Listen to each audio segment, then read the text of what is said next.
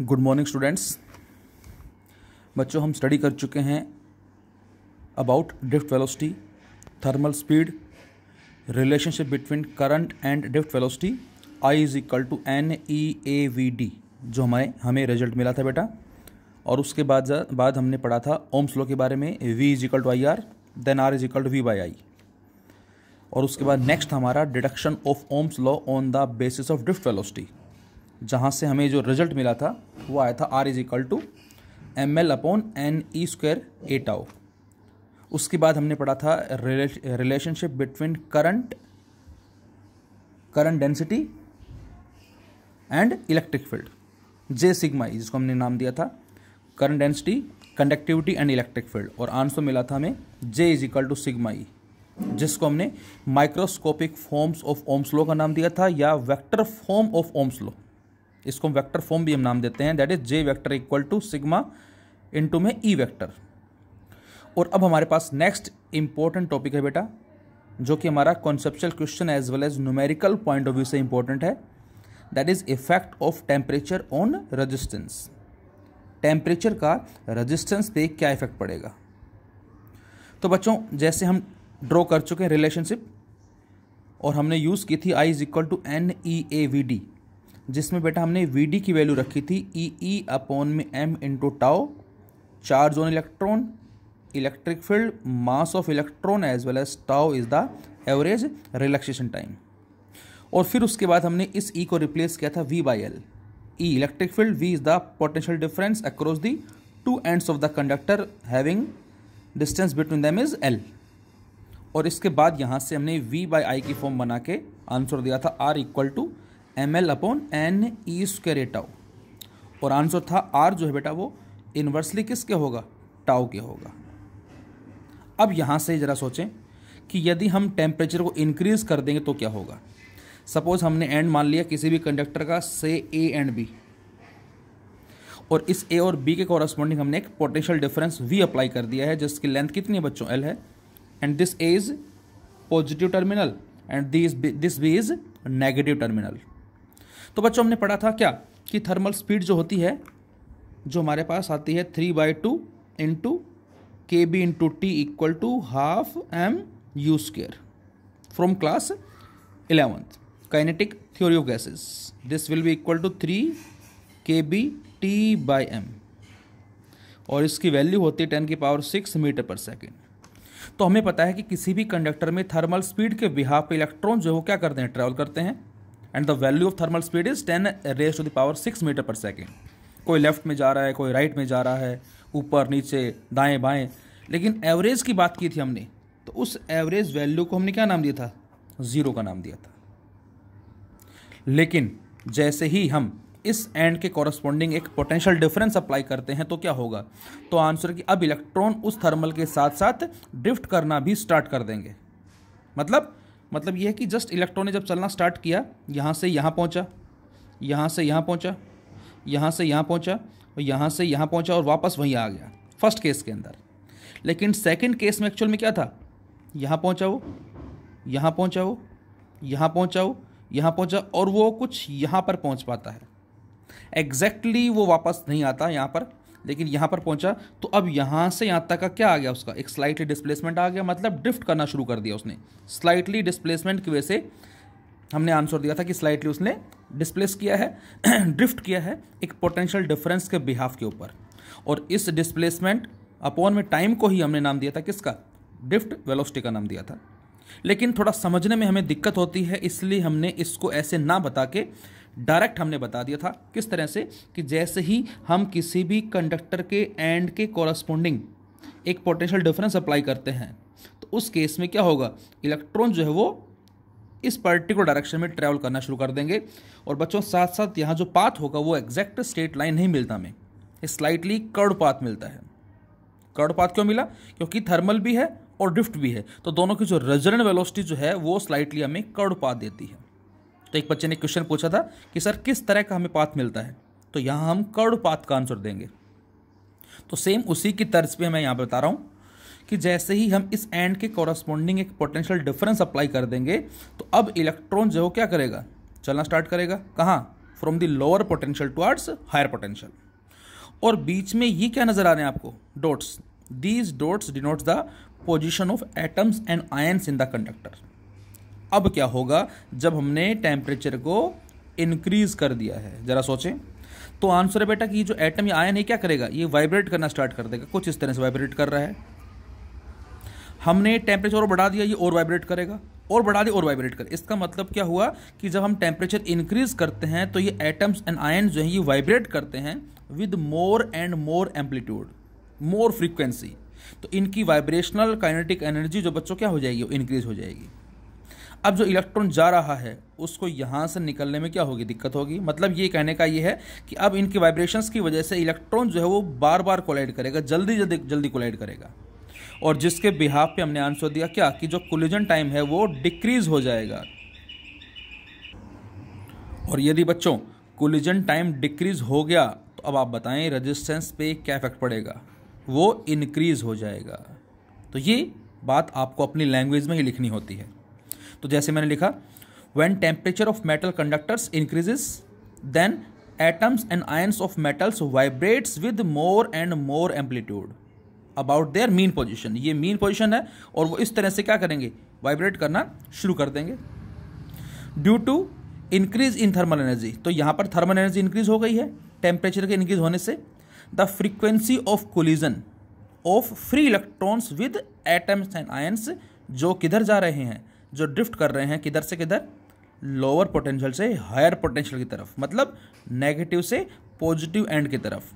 So, the frequency of collision of free electrons with atoms and ions while drifting towards the positive end of the conductor also goes on increases, वो बढ़ जाएगी। और उसके बढ़ने से relaxation time जो है वो क्या होगा बच्चों, डिक्रीज हो जाएगा, रिड्यूस हो जाएगा। और टाइम के रिड्यूस होने से क्या होगा, आंसर है कि रेजिस्टेंस बढ़ जाएगा, लेकिन नंबर डेंसिटी जो है उस पर इफेक्ट नहीं होता। जबकि सेमीकंडक्टर में ऐसा होता है, क्योंकि सेमीकंडक्टर के अंदर इलेक्ट्रॉन्स जो है बेटा वो फ्री नहीं होते जितने मेटल्स में होते हैं। तो वहाँ हम बात करेंगे कि नंबर डेंसिटी भी चेंज होती है। वहाँ इफेक्ट इससे उल्टा होगा कि नंबर डेंसिटी के चेंज होने की वजह से वहाँ रेजिस्टेंस घटता है, डिक्रीज होता है। So in case of metals the number density does not change, so we can say the relaxation time that is decreases and hence resistance increases. So when temperature increases, tau decreases, so resistance increases. तो बेटा resistance यहां से बढ़ गया। अब समझने के लिए हमने मान लिया क्या, if R1 be the initial resistance at T1 degree Celsius, मतलब R1 इनिशियल रेजिस्टेंस है और T1 इनिशियल टेम्परेचर है, R2 be the final resistance at T2 degree Celsius. हमने माना कि R1 जो बच्चों वो इनिशियल रेजिस्टेंस है किसी इनिशियल टेम्परेचर T1 पे, और R2 जो बेटा ये फाइनल रेजिस्टेंस है किसी टेम्परेचर T2 पे। और अच्छे से समझने के लिए हमने अपनी तरफ से एक वैल्यू भी चूज़ कर ली। सपोज मैं आपसे कहता हूँ R1 जो है वो कितना बेटा 5 ओम है, कितने टेम्परेचर पे, से 20 डिग्री सेल्सियस, और R2 कितना हो गया, सपोज 5.5 ओम, कितना टेम्परेचर पे 35 degree Celsius. We assume initial resistance 5 ohm है 20 degree Celsius, final resistance 5.5 ohm है 35 डिग्री सेल्सियस, हमने एज्यूम कर लिया। अब मैं आपसे पूछूं कि कितना रेजिस्टेंस इंक्रीज हो गया, तो आपका आंसर होगा 0.5। ये 0.5 बच्चों कैसे निकाला आपने, फाइनल में से इनिशियल को माइनस करके, that is R2 minus R1। तो बेटा यहाँ R2 माइनस R1 क्या होगा, इंक्रीज इन रेजिस्टेंस होगा। अब मैं आपसे ये कहूँ बेटा कि यहाँ टेम्परेचर कितना राइज हो गया, तो आपका आंसर होगा, पहले था 20 अब हो गया 35, इसका मतलब 15 डिग्री सेल्सियस राइज हो गया। तो राइज इन टेम्परेचर कैसे लिखेंगे हम, T2 माइनस T1। अब जरा सोच के देखें, यदि हम कोई सेम नेचर का दूसरा वायर लेते और उसका यदि मैं रेजिस्टेंस मानता सपोज इनिशियली कितना 10 ओम, तो ऐसा कोई ज़रूरी नहीं है बच्चों कि इसमें 5 से 5.5 हुआ तो उसमें 10 से 10.5 होगा। सपोज कोई दूसरा कंडक्टर लिया, कोई तीसरा कंडक्टर लिया, तो ये डिपेंड कर रहा है क्या उसके नेचर पे, मतलब हम इनिशियली रेजिस्टेंस क्या लेके चल रहे हैं, हम ये भी बोल सकते हैं। तो यहाँ से हम ये कह सकते हैं क्या कि यहाँ से यदि 5 लेके चले तो 0.5 हो गया। तो ऐसा कोई ज़रूर नहीं, यदि 10 लेके चलते, 20 लेके चलते, 30 लेके चलते तो 0.5 होता, तो ये कोई ज़रूरी नहीं है। तो इसका मतलब ये जो वैल्यू बड़ी है रेजिस्टेंस की, जिसको हमने R2 माइनस R1 का नाम दिया है, ये डिपेंड करती है बच्चों राइज इन टेम्परेचर पे। एंड सेकेंड वन इज कितना ओरिजिनल या इनिशियल टेम्परेचर हम रेजिस्टेंस हम लेके चले हैं। फिर से, this increase in resistance depends on 2 factors. First one is rise in temperature and the second one is initial और original value of resistance. So we can say experimentally it was observed that the increase in resistance, temperature लिख दिया, increase in resistance depends on 2 factors. First one is original or initial resistance and second one is rise in temperature. तो बेटा increase in resistance जो होगा, जिसको मैंने R2 minus R1 का नाम दिया है, ये किस पे डिपेंड करेगा?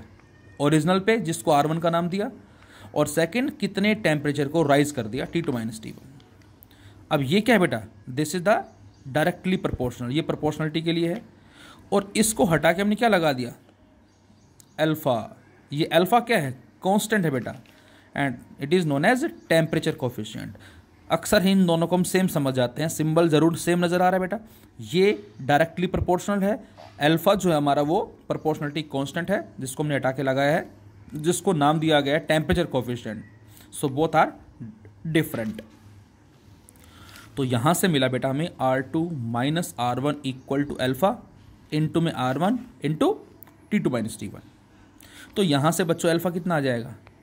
R2 माइनस R1 अपॉन में R1 into T2 minus T1, where R2 minus R1 is increase in resistance, R1 is original resistance, T2 minus T1 is rise in temperature. मैं आपसे कहूं कि what is the unit of alpha, तो बेटा ऊपर R2 minus R1 है, मतलब resistance में से रेजिस्टेंस माइनस हो रहा है, तो बचेगा क्या? रेजिस्टेंस ही बचेगा। यूनिट क्या होगी इसकी? ओम।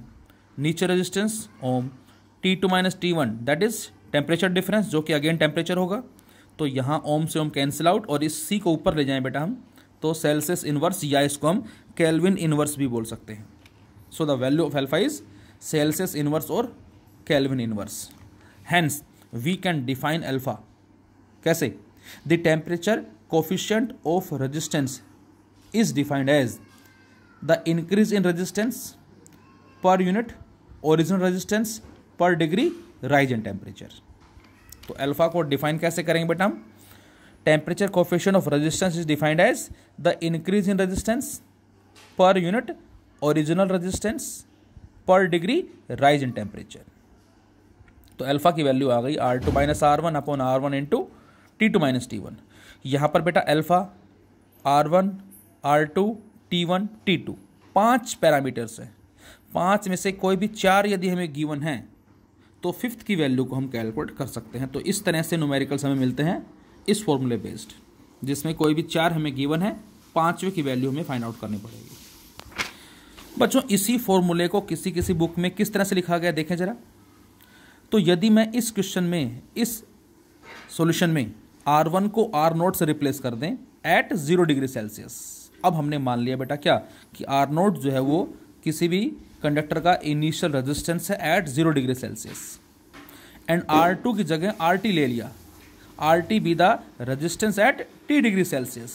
तो सेम इसी रिलेशन में अल्फा क्या मिलेगा?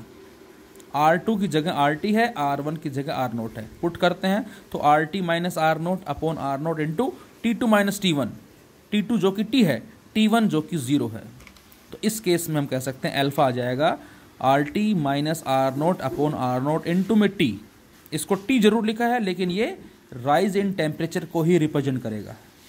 अब यहाँ पर 1, 2, 3, 4, यहाँ 4 पैरामीटर है। यदि 3 हमें गिवन है तो हम चौथे की वैल्यू को फाइंड आउट कर सकते हैं। और इन जनरल में कैसे लिख सकते हैं इसको हम? अल्फा इक्वल टू RT या R2 जो कि फाइनल रेजिस्टेंस है, R1 या R0 जो कि इनिशियल रेजिस्टेंस है, RF minus RI upon RI into delta T। और बच्चों यहाँ से क्रॉस मल्टीप्लाई कर दें तो यहाँ से R F minus R I equal to this value, और इस आर आई को इधर ले जाएं हम तो प्लस आर आई हो जाएगा, और फिर कॉमन भी ले लिया तो कॉमन ले लें तो आर एफ की वैल्यू मिलती है बेटा में आर आई इनसाइड 1 प्लस में अल्फा डेल्टा टी, और we can say R two equal to R one into 1 plus alpha delta T, और we can say R T equal to R naught into 1 plus alpha delta T. तो ये हमारे पास कहलाता है effect of temperature on resistance. अब बच्चों इस पे क्वेश्चंस किस किस तरह से बन सकते हैं देखें जरा। तो उससे पहले मैंने एक छोटा सा नोट लिखा है इस पे, note number 1, if R naught is 1 ohm, हमने माना कि जो आर नोट है उस वायर का जो रेजिस्टेंस है वो 1 ओम है, and delta T equal to 1 degree Celsius, और जो टेम्परेचर जो राइज हुआ है वो कितना है 1 डिग्री सेल्सियस है। तो अल्फा क्या होगा इस फॉर्मूले से, तो R T minus R naught upon R naught into T two minus T one, तो R T minus R naught तो ये हो गया अपॉन आर नोट जो कि 1 है, और डेल्टा टी भी कितना है बेटा 1, तो यहाँ से अल्फा की वैल्यू आ गई बच्चों R T minus R naught. तो temperature coefficient of resistance is equal to increase in resistance, तो इसका मतलब ये हुआ कि यहाँ जो अल्फा है ये बराबर किसके आ गया, ये बराबर आ गया डेल्टा आर के, जिसको हम इंक्रीज इन रेजिस्टेंस बोल सकते हैं of conductor having a resistance of 1 ohm on raising its temperature by 1 degree Celsius. जब कभी किसी भी कंडक्टर का रेजिस्टेंस 1 ओम है और उसके corresponding temperature 1 degree Celsius rise किया गया है, तो उस केस में अल्फा जो है बेटा वो बराबर किसके होगा, equal to increase in resistance, आ जाएगा। Now from calculation it is found that, अब कैलकुलेशन के बिहाफ पे हम कह सकते हैं क्या, most of the metals the value of alpha is nearly, अब मेटल्स के लिए जो अल्फा की वैल्यू होती है बच्चों 1/273 पर डिग्री सेल्सियस।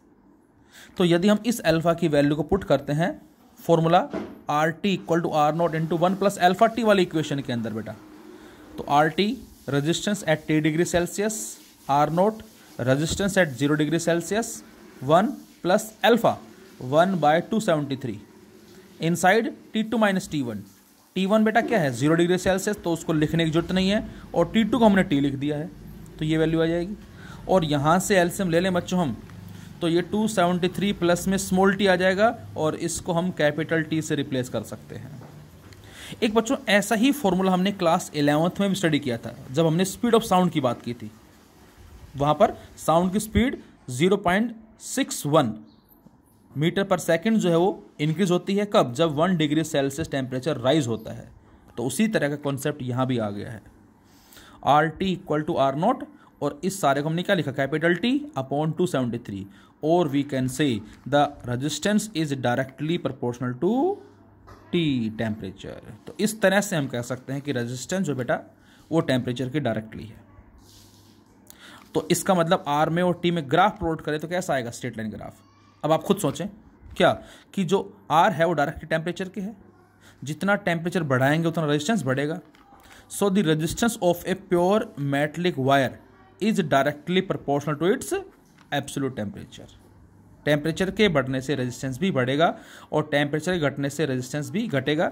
तो यहाँ से जब 0 डिग्री सेल्सियस है 273 केल्विन, उस केस पे उस मेटलिक वायर का कुछ ना कुछ रेजिस्टेंस एग्जिस्ट करेगा। ग्राफ एग्जैक्ट यहाँ से शुरू ना हो के यहाँ से शुरू हो रहा है, जो ये बता रहा है कि टेम्परेचर 0 है, उस केस में भी रेजिस्टेंस एग्जिस्ट करता है, और उसके बाद टेम्परेचर को इंक्रीज करते हैं तो रेजिस्टेंस भी इंक्रीज होगा, और ये नेगेटिव के रेस्पेक्ट में है।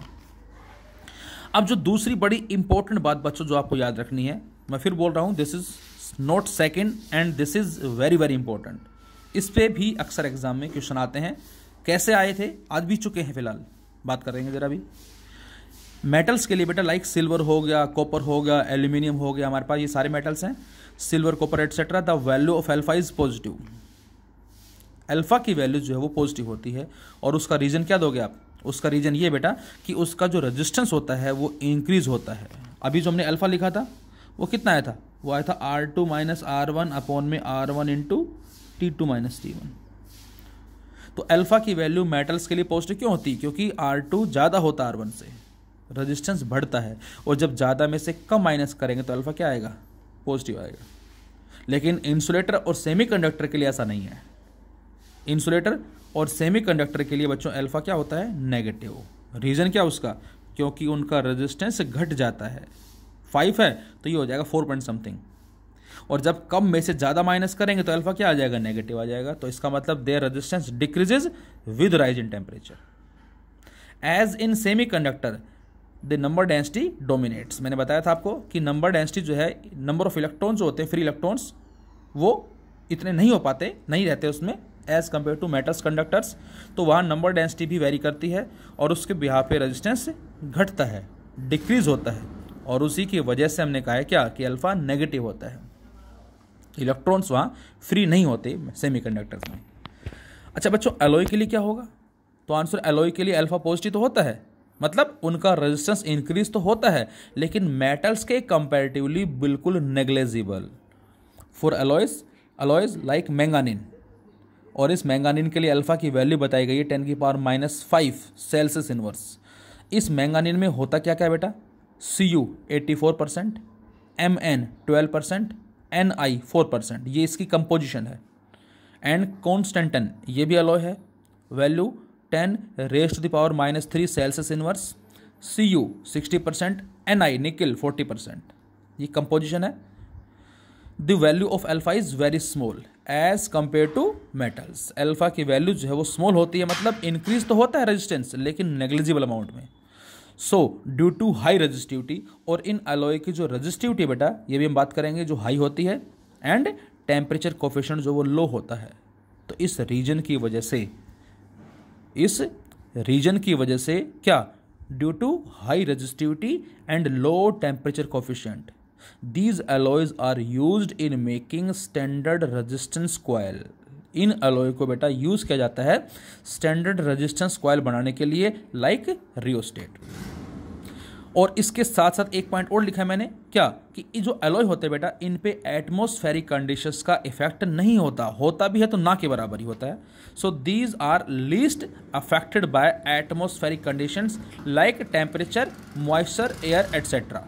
तो जो एटमॉस्फेरिक कंडीशंस हैं उनका भी इनके ऊपर कोई नेग्लिजिबल ही इफेक्ट पड़ता है। तो इसलिए हम स्टैंडर्ड रेजिस्टेंस कॉइल बनाने के लिए अलॉय को कंसिडर करते हैं, लाइक रियोस्टेट्स वगैरह हो गए हैं। आगे स्टडी करेंगे हम, पोटेंशियोमीटर हो गया, स्लाइड वाइब्रिज हो गया, तो वहाँ भी हमने एक अलॉय के वायर को जो है वो कंसिडर किया है। अब जो मैं बात कर रहा था कि जो हमारा क्वेश्चन एग्जाम में आ चुका है, हम पढ़ चुके हैं relationship between J, sigma and E, जो आया था J = सिग्मा E, जिसको J vector = sigma × E vector लिख सकते हैं। इसको नाम क्या दिया था बच्चों हमने, microscopic form of Ohm's law, या बच्चों इसको हम क्या बोलते हैं, vector form of Ohm's law. इसको ओम्स लॉ की वेक्टर फॉर्म का नाम दिया था, क्योंकि हमने ओम्स लॉ से इसको ड्रॉ किया था, आपको ध्यान होगा। V = IR हमने लिखा था, फिर हमने क्या किया था, इस R को रिप्लेस किससे किया था बेटा, ρL/A से, और उसके बाद हम इस I को ले गए, इस L को ले गए थे V के नीचे। इधर क्या बच गया, इधर बच गया हमारे पास क्या, बोलो, यहाँ से आ जाएगा आपके पास I ρ/A, और V/L क्या बन गया बच्चों, इलेक्ट्रिक फील्ड बन गया था, और I/A क्या बन गया था बच्चों, J बन गया था। तो यहाँ से E बराबर किसके आया था, J × ρ, रो को 1/σ लिखा था, तो J = sigma E। This is the microscopic form of Ohm's law. तो इस पे हमारा ये बोर्ड एग्जाम में भी आ चुका है 3 या 4 साल पहले, जिसमें J में और E में हमें ग्राफ दे रखा है, और इसमें 2 आपको दिखा रखे हैं वायर, और 2 वायर के कॉरस्पॉन्डिंग, सॉरी वायर नहीं है, ग्राफ है, लेकिन वायर के कॉरस्पॉन्डिंग ग्राफ हमें दे रखा है A एंड B। अब आपसे पूछा कि इसमें से हम किस को यूज़ करेंगे for making standard resistance coil and as connecting wire in the circuit. हमें J में और E में ग्राफ दे रखा है 2 अलग अलग वायर्स के लिए, एक को हमने A का नाम दिया, एक को B का नाम दिया। तो एक में ग्राफ कुछ ऐसा आया, दूसरे में ग्राफ कुछ ऐसा है, और हमसे पूछा कि इनमें से किस को आप यूज़ करोगे as connecting wire in the circuit as well as for making standard resistance coil. तो बेटा सर्किट में हम कनेक्टिंग वायर के रूप में हम उसको लेते हैं जिसकी सिग्मा कंडक्टिविटी जो वो ज़्यादा होती है, और हमें पता है कि इस ग्राफ से जो स्लोप आएगा वो हमें सिग्मा देगा, more slope more sigma, less slope less sigma, ये हो जाएगा। और बच्चों एक चीज़ और कि यदि हम इलेक्ट्रिक फील्ड को 0 कर देंगे तो करंट डेंसिटी भी क्या होगी, 0 होगी, ये भी बात ध्यान रहे आप लोगों को। तो यहाँ से तो बेटा ए के लिए सिग्मा ज़्यादा होगा, तो रो क्या होगा, लेस। तो इसकी हाई कंडक्टिविटी है, लो रेजिस्टिविटी है। That is why due to this reason A is used as connecting wires. B के लिए सिग्मा लो है, रो हाई है, और अभी लिखा था मैंने कि जो एलॉय हैं लो टेम्परेचर कोफिशिएंट हाई रेजिस्टिविटी होती है, तो जिसकी रेजिस्टिविटी ज़्यादा है उसको हम यूज़ करते हैं एज स्टैंडर्ड रेजिस्टेंस कॉइल के लिए। टेम्परेचर का इफेक्ट हमने देखा रेजिस्टेंस पे, और आंसर मिला कि टेम्परेचर बढ़ने से रेजिस्टेंस भी बढ़ता है। एक बच्चों हमने क्वेश्चन लिया था पहले इस तरह का वीआई ग्राफ, और वीआई ग्राफ हमें दे रखा है किसी मेटलिक वायर के लिए eight 2 different temperature T1 and T2, और आपसे पूछा है क्या इनमें से किसका टेम्परेचर कम है, किसका टेम्परेचर ज़्यादा होगा। तो बच्चों हमें पता है कि इस वीआई ग्राफ से जो स्लोप है वो या तो हमें R देता है या 1/R देता है, डिपेंड करता है किस तरफ V है और किस तरफ I है। इस ग्राफ में ये V या I तो स्लोप R होगा, लेकिन यहाँ मैं I कर दूँ बेटा और यहाँ मैं V कर दूँ तो स्लोप 1/R हो जाएगा, उसके हिसाब से फिर हमारा आंसर होगा। तो फिलहाल यहाँ पर स्लोप डायरेक्टली किसके, R के है, और अभी अभी हमने पढ़ा R डायरेक्टली किसके होता है, T टेम्परेचर। तो जिसका R ज़्यादा उसका T ज़्यादा, मतलब यहाँ पर इसका रेजिस्टेंस ज़्यादा होगा, इसका टेम्परेचर भी ज़्यादा होगा। सो T1 is greater than T2। अब बच्चों इस पे क्वेश्चंस और किस तरह से मिल सकते हैं एग्जाम में हमें, मैंने लिखा question, the resistance of a thin silver wire is 1.0 ओम। कोई थिन सिल्वर वायर है जिसका रेजिस्टेंस दे रखा है 1.0 ohm at 20 degree Celsius. The wire is placed in a liquid bath, उसको किसी लिक्विड बाथ में जो है वो पुट कर दिया गया है, जो कि गर्म है कुछ पानी उसमें, and it's may be liquid है, in a liquid bath and its resistance rises to 1.2 ohm. अब जब हमने उस वायर को किसी लिक्विड बाथ में पुट कर दिया, रेजिस्टेंस इंक्रीज हो गया, तो ऑब्वियस है कि उस लिक्विड का टेम्परेचर जो है वो 20 से ज़्यादा है। तो what is the temperature of the bath, तो हमें उस बाथ का टेम्परेचर ही बताना, मतलब T2 बताना है। अल्फा आपको दे रखा है, अब आप देखें R1 आपको दे रखा है, T1 आपको दे रखा है, R2 आपको दे रखा है, अल्फा आपको दे रखा है, T2 आपको निकालना है। तो डायरेक्ट फॉर्मूला अप्लाई कर देंगे, R2 equal to R1 into 1 plus alpha delta T. R2 given है, R1 गिवन है, अल्फा गिवन है, delta T, T2 minus T1, T2 we have to find out, T1 is given. तो इस सारे को solve कर लेंगे आप, तो यहाँ से T2 की वैल्यू आ जाएगी 40 डिग्री सेल्सियस। हाँ, ये कहता what is the rise in temperature, तो होता T2 minus T1 that is 20 degree Celsius. इसी में बच्चों एक क्वेश्चन हमें दे रखा है इस तरह से, जिसमें 2 वायर हैं बेटा, दोनों की लेंथ सेम है, दोनों का एरिया ऑफ क्रॉस सेक्शन भी सेम है, लेकिन नेचर अलग अलग है। एक के लिए रेजिस्टिविटी रो ए है, दूसरे के लिए रो बी है, पहले के लिए टेम्परेचर कोफिशिएंट अल्फा ए है, दूसरे के लिए अल्फा बी है, और इस तरह से एंड टू एंड दोनों को ज्वाइन किया गया है। अब आपसे पूछा है क्या, find the relationship between rho A, alpha A, rho B and alpha B such that the net resistance is independent on temperature. ध्यान से देखें मैंने क्या कहा बेटा, ये हमें एंड टू एंड ज्वाइन कर रखे हैं, मतलब सीरीज कम्बिनेशन है ये। Find the relationship between rho A alpha A, rho B alpha B such that the net resistance is independent on temperature. अभी अभी तो हमने पढ़ा है कि रेजिस्टेंस जो टेम्परेचर पर डिपेंड करेगा, लेकिन इस क्वेश्चन में कह रहा है कि रेजिस्टेंस इंडिपेंडेंट है टेम्परेचर का। तो ये थोड़ा सा हमारा एक अलग क्वेश्चन है, मेथड उसी तरह से सोल्व करने का देखे जरा। तो बेटा मैं आपसे कहूँ इसका रेशियस क्या होगा, आर ए, तो आंसर होगा rho A L by A, R B rho B L by B, sorry हाँ area, L by A and L by A, L is the length, A is the area, L is the length, L is the A is the area, और दोनों की length और area same है, तो resistance होता है रो L by ए के, रो L by ए, लेकिन रेजिस्टिविटी जो है अलग अलग है। That is why R A is rho A L by A and R B is rho B L by A.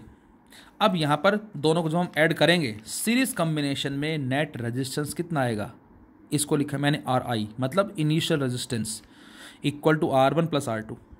Are one का मतलब rho A L by A plus R two का मतलब रो B L by ए, दोनों को जोड़ दिया और इसको नाम दिया हमने इक्वेशन नंबर 1। अब बच्चों हमने टेम्परेचर इंक्रीज कर दिया, अब आप सोचें जब इसका टेम्परेचर बढ़ जाएगा तो अब रेजिस्टेंस जो है वो आर ए ना होके वो आर ए डैश बन जाएगा। कितना हो जाएगा वो? तो आंसर फाइनल बराबर किसके होता है? Initial inside 1 plus alpha delta T. तो आर ए डैश कितना होगा बेटा? आर ए जो कि इनिशियल है इनसाइड 1 प्लस अल्फा ए डेल्टा टी हो जाएगा। और इसी तरह से आर बी डैश कितना हो जाएगा? आर बी डैश का मतलब दूसरे का रेजिस्टेंस टेम्परेचर बढ़ने के बाद R B dash, R B inside 1 plus alpha B delta T. Delta T same है, क्यों? क्योंकि दोनों इनिशियल सेम टेम्परेचर पे हैं और दोनों के कॉरस्पॉन्डिंग सेम टेम्परेचर को राइज किया गया है। तो अब हम लिखेंगे R A dash that is rho A L by A. क्यों लिखा? क्योंकि आर ए की वैल्यू है ये आर ए की वैल्यू यही बेटा हमारे पास, और आर बी डैश ये आ जाएगा। अच्छा, अब टोटल रेजिस्टेंस क्या हो जाएगा? इसको लिखेंगे हम आर एफ। अब सीरीज कॉम्बिनेशन में जो नेट रेजिस्टेंस होगा आर एफ वो R A dash plus R B dash के हो जाएगा। जो पहले R A plus R B था वो R A dash plus R B dash हो जाएगा, दोनों को ऐड कर दिया हमने, तो ये आ गया फाइनल रेजिस्टेंस। और क्वेश्चन के according no change in resistance, यदि चेंज नहीं है इसका मतलब जो इनिशियल होगा वही फाइनल होगा, दोनों को बराबर रख दिया हमने। इनिशियली कौन सा है बेटा? इनिशियल ये है rho A L by A plus rho B L by A, और यहाँ से एल बाई ए कॉमन ले लिया और फाइनल ये आ गया। एल बाई ए से एल बाई कट जाएगा, और जब हम इस रो ए को और रो बी को अंदर ब्रैकेट के मल्टीप्लाई करके सोल्व करते हैं बेटा, तो ये रो ए रो बी जो है लेफ्ट से कट जाएंगे, तो इक्वेशन हमें कुछ इस तरह से मिलेगी, rho A upon rho B equal to minus alpha B upon alpha A. तो ये आ जाएगी इन चारों में आपस में रिलेशनशिप। ध्यान रहे बच्चों की जो रो है वो नेगेटिव नहीं होता, लेकिन अल्फा जो है वो नेगेटिव हो सकता है।